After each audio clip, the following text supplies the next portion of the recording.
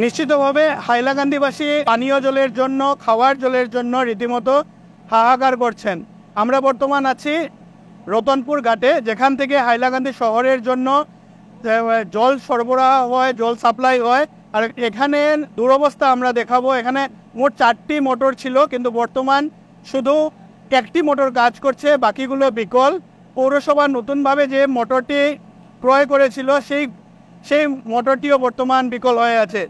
এখানের পরিস্থিতি খুবই ভয়াবহ বলতে হবে, কারণ যেগুলো ইলেকট্রিক লাইন আছে সেগুলো অত্যন্ত পুরনো হয়ে পড়েছে এবং যে কোনো সময় আবার একবার জল সরবরাহ হাইলাকান্দি শহরের জন্য বন্ধ হয়ে যেতে পারে যে কোনো সময়। কারণ মোটরগুলো বলতে গেলে প্রায় 24x7 24 ঘন্টাই চলছে। মোটর আবার নষ্ট হওয়ার সম্ভাবনা আছে। শুধু একটি মোটর বর্তমান চলছে এবং রতনপুর ঘাটের এই জায়গা থেকে জল সরবরাহ হয়। বর্তমান একটি কাজ করছে এবং একটি রিপেয়ার করে রাখা হয়েছে, সেটিও চলবে, মানে এটাও ভালো আছে বলা হচ্ছে। তো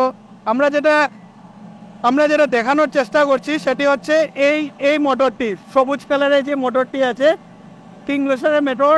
এই মোটরটি পৌরসভা ক্রয় করেছিল গত বছর, কিন্তু 1 মাসের মধ্যেই নষ্ট হয়ে পড়ে।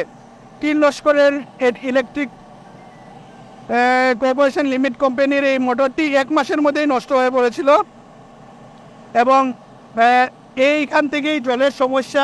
এখানেই হলো সমস্যার উৎস বলতে হবে। এখান থেকে জল যায় হাইলাকান্দি শহরের বিভিন্ন অঞ্চলে। এখানে একটি মোটর চলছে, তার মানে আজকে হাইলাকান্দিবাসী জল পাবেন। জল উঠছে এবং এখান থেকে পিএইচই ট্রিটমেন্ট প্ল্যান্টে যাবে এবং ট্রিটমেন্ট প্ল্যান্ট থেকে বিভিন্ন ওয়ার্ডে জল সরবরাহ হবে, ওভারহেড ট্যাঙ্কিতেও যাবে। এখানে দায়িত্বে আছেন দাদার কাছে জানতে হবে। দাদা, হাইলাকান্দিবাসী জল পায় না কেন? দাদা, প্রথম কথা হয়েছে এটা 83-84 পুরানা মোটর। বিভাগীয় কর্তৃপক্ষ দিনরাতে চেষ্টা করে এই মিউনিসিপ্যালিটি সহযোগে, কিন্তু আমরা তো স্টাফ, আমরা করার কিছু নাই। পুরানা মোটর, আমি পিএইচই স্টাফ। পুরানা মোটর 4টা মোটর আছে, 2টা মোটর বর্তমানে আছে, একটা মোটর আজকে রিপেয়ারিং হয়ে আইছে, একটা মোটর আগে আছে। আজকে থেকে আশা করা যায় মোটামুটি জল পাওয়া যাবে। সেকেন্ড থিং হয়েছে দাদা, এটা ইলেকট্রনিক মোটর, কখন কি হয় এটা তো বলা মুশকিল। তার মধ্যে এগুলা পুরানা, পাবলিকে এগুলা আগের থেকে যদি সব ঠিকঠাক থাকতো তাহলে কোনো অসুবিধা আসিল না। এখন আমরা যেরকম পাইতে আছি, দিনরাত ডিউটি করিয়া পরিশ্রম করিয়া আমরা করি। আর কোনো লোক নেই? আপনি একাই? না, আমি একা না, এখানে 14 জন স্টাফ আছে 3 শিফটে। তারপরে মেনটেনেন্স স্টাফ আছে। আমরা 3 শিফট, মর্নিং, ইভিনিং এবং নাইট। এই যে আপনার পিছনে যে ইলেকট্রিক লাইনগুলো আছে, এটা ভয়াবহ অবস্থা, একদম ভাঙা টাঙা কিরকম। এইসব রিপেয়ারিং এরও তো প্রয়োজন আছে। এগুলা রিপেয়ারিং তো দেখে, এগুলা তো আমাদের অফিসারের কাজ, আমরা তো বলতে পারি না, কারণ মাসে যদি কথা বলে মুখে জল ঢুকে। ঠিক তো। এই যে বিশ্বকর্মার পূজার পরে হাইলাকান্দি শহরে পুরো জল বন্ধ, 72 ঘন্টা 92 ঘন্টা জল নেই। তো এটা কি হয়েছিল? এটা ওই তো কিছু আছে মোটর, 2 দিন তো 24 ঘন্টা কারেন্ট নাই, এটা লেগে তো আমরা করার কিছু নাই।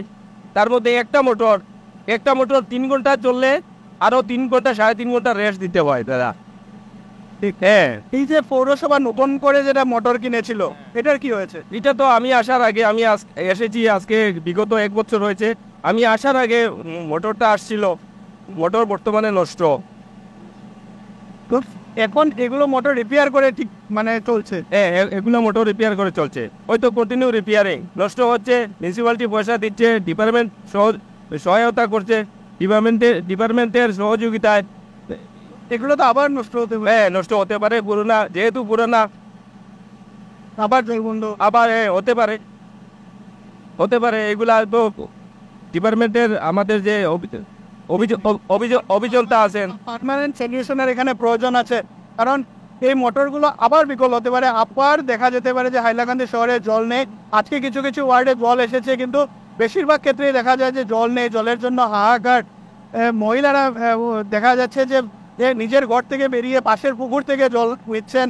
স্বাধীনতার এত বছর পরেও হাইলাকান্দিতে জল নেই, হাহাকার অবস্থা। কিন্তু হাহাকার অবস্থার কারণগুলো আরও ভয়াবহ। আমি ইলেকট্রিক লাইনগুলো বা পাইপগুলো দেখানোর চেষ্টা করব। এখানে পাইপগুলো অনেক পুরনো।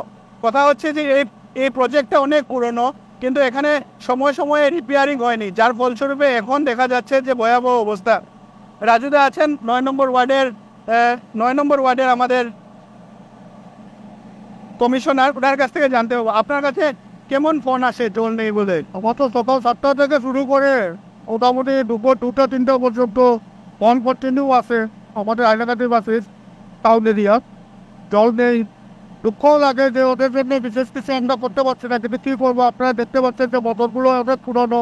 আমরা একটি মোটর দিয়েছিলাম, তার সাথে আরও স্পেয়ার পার্টস দিয়ে টোটাল 22 লক্ষ টাকার মতো খরচ হয়েছিল। কিন্তু খরচ হওয়ার 1 মাসের ভিতরেই মোটরটা পুরো রাত চলা ছিল, যে এ কারণে এই মোটরটা এই কী বলে কয়েলটা পুরো চলে গিয়েছে। কোম্পানিকে বললাম যে আপনাদের তো 1 বছরের ওয়ারেন্টি আছে, আপনারা ঠিক করে দিন। ওরা 6 মাস নিয়েছে, করবে কি না। তারপরে ওরা লুক পাঠানোর পরে বলছে যে না, কয়েল চলে গিয়েছে, ওইটা আমাদের ওয়ারেন্টির মধ্যে পড়ে নেই। ওর এখন বলছে যে আমরা করার জন্য বলছে, আমরাও সেই ব্যবস্থা করছি কী করে করা যায়। কিন্তু তার থেকে প্রশ্ন হচ্ছে, আমরা কর্তৃপক্ষের কাছে জিজ্ঞেস করতে চাই যে আমাদের যে মোটরগুলো নষ্ট হচ্ছে কী বা কিসের কারণের জন্য, সেটা আমরা যদি ঠিক করে দিই, এরপরে যে নষ্ট হচ্ছে সেটা দায়বদ্ধতা কে নেবে? কারণ দেখুন, আমি যদি একবার যদি এইগুলো ঠিক করা যায়, কমসে কম 50,000-1 লক্ষ টাকা লাগে। বারংবার আমি যদি ডেইলি যদি এইভাবে 50,000-1 লক্ষ টাকা দেই, তাহলে আমার যে টাউন এরিয়ার যে ড্রেনেজের প্রবলেম আছে, রাস্তার প্রবলেম আছে, সেই কাজগুলো আমরা কী করে করবো? যে কারণে আমরাও মানে কী বলবো, আমরা মানে কিছু করতে পারছি না, কি করবো, কি নিয়ে চিন্তা করবো, সেটার কোনো ডিসিশন নেই। আমরা এখানে একটা কথা বলতে যাব, এখানে 3টা ডিপার্টমেন্ট একসঙ্গে কাজ করে, পিএইচই, পৌরসভা এবং দেখা এপিডিসিএল। এখন বর্তমান লোডশেডিং হয়েছে, তার জন্য দেখা যাচ্ছে যে মোটরগুলো বন্ধ হয়ে গেছে। সেই মোটর বন্ধ হওয়ার ফলে এখন জল উঠবে না, তাই এটি একটা বড় সমস্যা। কারণ বৃষ্টির ফলে যখন যেগুলো ইলেকট্রিক লাইন আছে, সেগুলো যখন এই লাইনে যখন ইলেকট্রিক সাপ্লাই বন্ধ হয়ে যায়, তখন এখানে জল ওঠে না। তো এবং এটা একটি বড় সমস্যা। এপিডিসিএলও এখানে আন্তরিকভাবে কাজ করার সম্ভাবনা আছে, কারণ এখানে আমরা এসে জানতে পেরেছিলাম যে আগে এখানে একটা সেপারেট ফিডার ছিল, এই শুধু পানীয় জল ওঠার জন্য একটা সেপারেট ফিডার ছিল, কিন্তু সেই ফিডারকে দেখা গেছে এখন অন্যান্য গ্রামের সঙ্গে সংযুক্ত করা হয়েছে, যার ফলস্বরূপে সেইগুলো গ্রামে যদি কোনো ধরনের বৈদ্যুতিক প্রবলেম হয়, কোনো যদি বিচ্যুতি ঘটে, কোনো গাছ পড়ে যায় লাইনে, এই জল সরবরাহ দেখা যায় যে বিঘ্নিত হয়। আমি আবার আমরা মোটরের সাউন্ড খুব বেশি ছিল, তাই ভালো করে আমরা দেখাতে পারিনি। এই একটি মোটর বর্তমান চলছে এবং আমাদের উল্টো দিকে থাকা আরেকটি মোটর বলা হচ্ছে রিপেয়ারিং করে ঠিক করা হয়েছে, কিন্তু পাশের যেটি মোটর শুধু এক মাস চলেছে এবং পৌরসভা এটা অনেক সব ওয়ার্ড কমিশনারে পয়সা খরচ করে নিজেদের তহবিল থেকে পয়সা দিয়ে এই মোটরটি ক্রয় করেছিলেন, কিন্তু মাত্র 1 মাস চললো এই মোটর, তারপর এটাও বিকল হয়ে গেল। বলা হচ্ছে যে পুরো রাত চলেছিল এবং এটার যারা কর্তব্যে ছিলেন সেটার কিছু গাফিলতির জন্য এটা নষ্ট হয়ে পড়েছে, কিন্তু এটার এখন এটাকে আবার কর্মক্ষম করতে আরও প্রায় 1 লাখ টাকার প্রয়োজন। তো হাহাকার অবস্থা আপনারা দেখতেই পাচ্ছেন। আমরা যখন এখানে এসেছিলাম, যখন কারেন্ট ছিল, বর্তমান ইলেকট্রিসিটি নেই, বন্ধ, জল উঠানো বন্ধ। এবং এই পুরো প্রক্রিয়াতে দেখা গেছে যে এই পুরো যে সেট আছে সব কিছুই পুরনো হয়ে গেছে, পুরো এই সেট চেঞ্জের প্রয়োজন আছে। সরকার বলছে যে আমরা 72 কোটি টাকা দিয়ে নতুন প্রকল্প হাতে নিয়েছি, সেগুলো কাজ শুরু হবে, কিন্তু সেই কাজ শুরু হতে হতে হাইলাকান্দিবাসী জলের জন্য আরও বেশি হাহাকার করবে। বলা হচ্ছে 2029 সালে সেই মেগা প্রজেক্ট কার্যক্ষম হবে, কিন্তু এর আগে কি হবে? এই সবাই মিলে, হাইলাকান্দি শহরের সবাই মিলে, যারা দায়িত্বে আছেন, যারা পদে আছেন, সবাই একসঙ্গে বসেই পুরো সেট চেঞ্জের প্রয়োজন আছে। এই সেট নতুনভাবে দেখার প্রয়োজন আছে, নাহলে জলের সমস্যা থাকবেই, জলের জন্য হাহাকার চলবেই। আজকে জল কয়েক ঘন্টা দিল, তো আরেক কয়েক ঘন্টার জন্য আমরা বসে থাকলাম। তো এই সমস্যার মূল হচ্ছে যে এগুলো সব পুরনো হয়ে গেছে।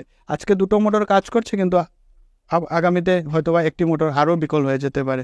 তো আমি এখানে এসে এটাই বুঝতে পারলাম যে পুরো সেট চেঞ্জের দরকার আছে এবং সমন্বয়ের দরকার আছে পৌরসভা, এপিডিসিএল এবং পিএইচই বিভাগের। সবাই চেষ্টা করছে, কিন্তু সেই চেষ্টা দেখা যাচ্ছে যে ফলপ্রসূ হচ্ছে না, হাইলাকান্দিবাসী জল পাচ্ছেন না।